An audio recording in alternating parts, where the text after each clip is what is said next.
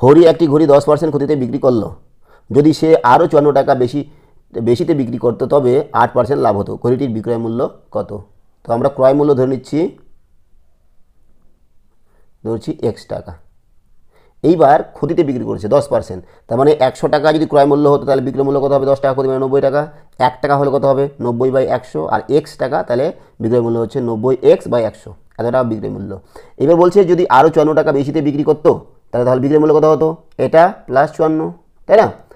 তবে 8% লাভ হতো। এবার 8% লাভ মানে কি? 100 টাকা ক্রয় মূল্য হলে 100 টাকা ক্রয় মূল্য হলে বিক্রয় মূল্য হবে 108 টাকা, যেহেতু 8% লাভ। 1 টাকা ক্রয় মূল্য হবে 108/100, আর ক্রয় মূল্য আমাদের x টাকা আছে, তার কত হবে? বিক্রয় মূল্য 108x/এত, বুঝা গেল?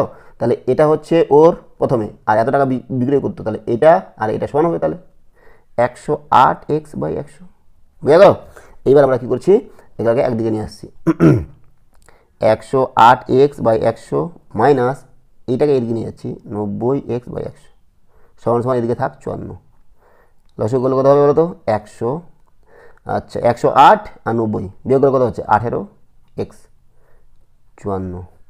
তাহলে এখান থেকে আমরা এক্স বার করবো। এক্স সমান সমান হচ্ছে 54 গুণন 100/নিচে 18, 18 3 54, 300 টাকা। 300 টাকা কি ক্রয় মূল্য? তাহলে বিক্রয় মূল্য কত?